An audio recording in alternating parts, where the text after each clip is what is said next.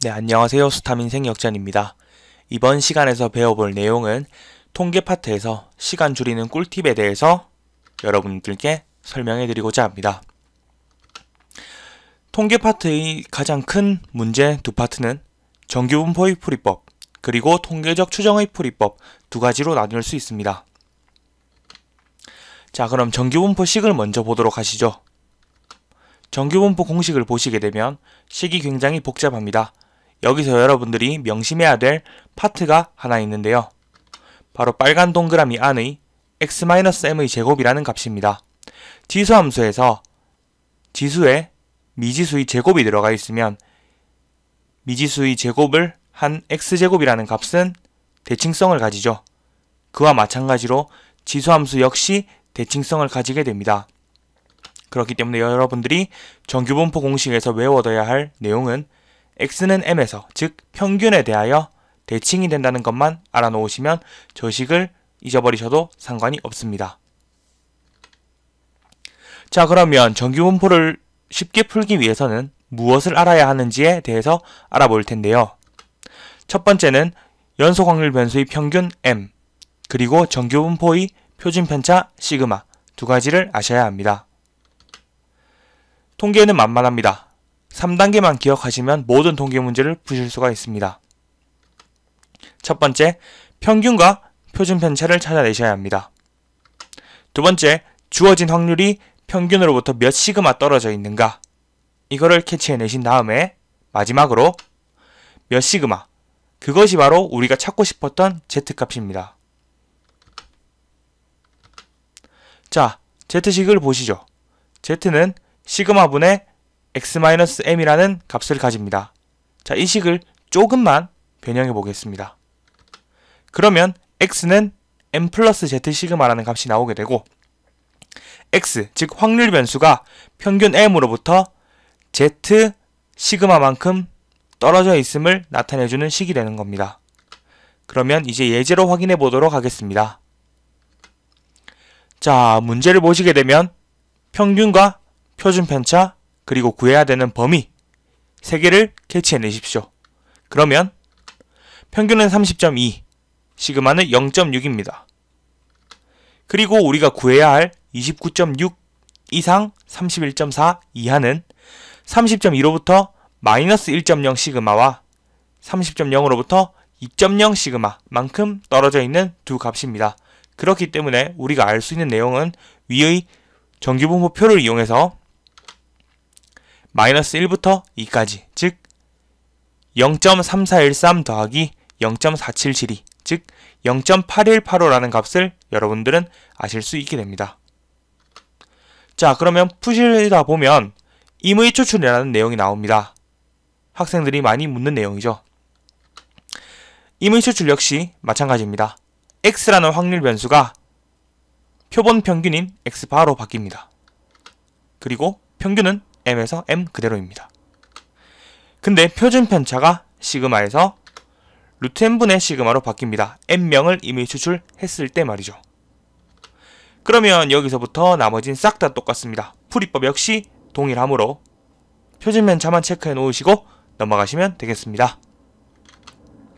자, 예제를 보시게 되면 생수 한 병의 무게는 평균이 500, 그리고 표준편차가 10이라고 합니다. 이때 생수 4병을 한 세트로 하여 판매를 한다고 합니다. 즉 생수 4병을 먼저 뽑은 다음에 그거를 한 세트로 만든다는 의미죠. 그러면 평균은 500이 그대로이면서 표준편차는 루트 n분의 시그마, 즉 루트 4분의 10이므로 한 병당 5의 표준편차를 갖게 됩니다. 근데 한 세트라고 했으므로 평균이 500 곱하기 4, 2000, 그리고 표준편차는 5 곱하기 4, 20이 되게 됩니다. 자, 그러면 우리가 구하고자 하는 2030 이상일 확률이므로 2000 플러스 1.5 시그마라는 값을 우리는 알게 됩니다.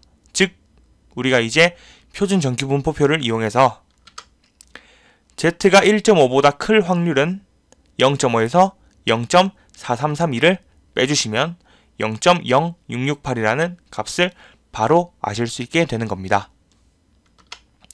자, 그러면 문제를 푸시다 보면 이제 추정 파트에서 모평균과 신뢰도, 그리고 실내 구간이라는 내용이 나오게 되는데요. 주어진 식은 여러분들이 필히 외워둬야 합니다. 하지만 주로 이 파트에서 출제되는 내용은 오른쪽 빼기 왼쪽이라는 내용입니다. 실내 구간은 주어진 부등식을 구간으로 나타낸 것인데요. 학생들이 옛날에 배웠듯이 열린 구간, 닫힌 구간 역시 부등식으로 표현된 영역을 구간으로 나타내주는 것이므로 여기서도 등호와 부등호를 포함한 구간을 나타내준 것입니다. 그렇기 때문에 닫힌 구간의 표시가 되어 있는 것이고요. 주로 오른쪽 마이너스 왼쪽인데 간혹 가다가 오른쪽 플러스 왼쪽을 이용해서 표본 평균을 구해야 할 경우도 가끔 생깁니다.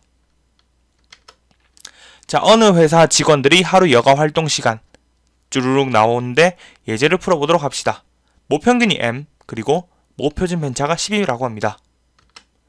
자, 그러면 시그마는 10, 그리고 n명을 인물 추출했으므로 시그마는 루트 n분의 10이라는 값을 알 수 있게 됩니다. 그러면 실내 구간이 38.08 이상 45.92 이하라고 합니다. 그러면 오른쪽 빼기 왼쪽을 하시게 되면 7.84라는 값이 나오게 되는데 이때 7.84라는 값은 3.92 곱하기 루트 n분의 10이라는 값을 가지게 되죠. 무슨 말인지 아시겠습니까? 그래서 이 식을 정리하시게 되면 n은 25라는 값을 빠르게 캐치해내실 수가 있습니다. 자, 푸시다 보면 모비율이라는 내용이 나옵니다. 모비율 공식이 굉장히 복잡하게 생겼는데 여러분들께 조금 더 쉽게 풀 수 있는 앞에서 배웠던 내용으로 따로 공부하지 않아도 풀 수 있을 방법을 가르쳐 드리도록 하겠습니다. 자, 저희는 이항분포로 풀어볼 겁니다. 신뢰도 95%를 예로 들어보지요. 그러면 주어진 식이 모비율의 추정 구간입니다. 이때 식에다가 한 가지 처리를 해줄 겁니다. 표본들은 n명을 추출했을 때 p햇을 구한 겁니다. 즉 모든 변에 n을 곱해줘 봅니다. 그러면 학생들이 굉장히 많이 봐왔던 이항분포와 굉장히 유사한 모양을 가지게 되죠. 그래서 우리는 저거를 x바 마이너스 1.96 표본 평균의 표준 편차에 대해서 모든 걸 나타낼 수가 있습니다. 매우 모평균과 유사한 내용을 가지고 있는데요. 자, 모평균을 가지고 구하게 되면 시그마 x바를 구하기가 굉장히 용이해집니다. 그리고 나서 마지막에 첫 번째 식에서 n분의 p햇 q햇의 루트 씌운 값을 알아야 되므로 우리는 시그마 p햇을 구한 뒤에 시그마 x바를 구한 뒤에 그거를 n으로 나눠주기만 하시면 첫 번째 식의 p햇 옆에 나와 있는 저 식들을 바로 캐치해낼 수가 있다는 것이죠. 이거는 문제로 풀어보는 게 굉장히 편하므로 문제에서 알아보도록 하겠습니다. 자, 보시게 되면 100명을 이미 추출했는데 이때 90명이 개방시간 연장을 희망하였다고 합니다. 그러면 당연히 p햇은 10분의 9겠죠. 그리고 100명을 이미 추출했으므로 우리가 알 수 있는 내용은 이항분포가 100, 10분의 9라는 값입니다. 그럼 이를 이용해서 우리는 정규분포화 시킬 수가 있습니다. 정규분포를 시키게 되면 90,3의 제곱이라는 값을 알 수 있게 되고 우리는 여기서 시그마 x바가 3이라는 값을 갖는다는 걸 알 수 있습니다. 자, 근데 실내 구간이 저렇게 나와 있는데 c의 값을 구하라고 합니다. 그러면 오른쪽에서 왼쪽을 빼시게 되면 2c가 남게 되고 마찬가지로 아까 식을 보셨듯이 오른쪽에서 왼쪽을 빼시게 되면 95%에서는 3.92 곱하기 시그마 x바가 나오게 됩니다. 자, 저 값은 11.76이라는 값이 나오게 되고 이거를 다시 n으로 나눠줍니다. 즉 100으로 나눠주시게 되면 이 c는 0.1176이라는 값을 가지게 되고 그렇기 때문에 우리는 C가 바로 0.0588이라는 값을 가짐을 바로 알 수 있는 것이죠. 자, 지금까지 통계 파트에서 자주 나오는 정규분포 파트와 통계적 추정에 대해서 여러분들께 꿀팁을 선사해 드렸는데요.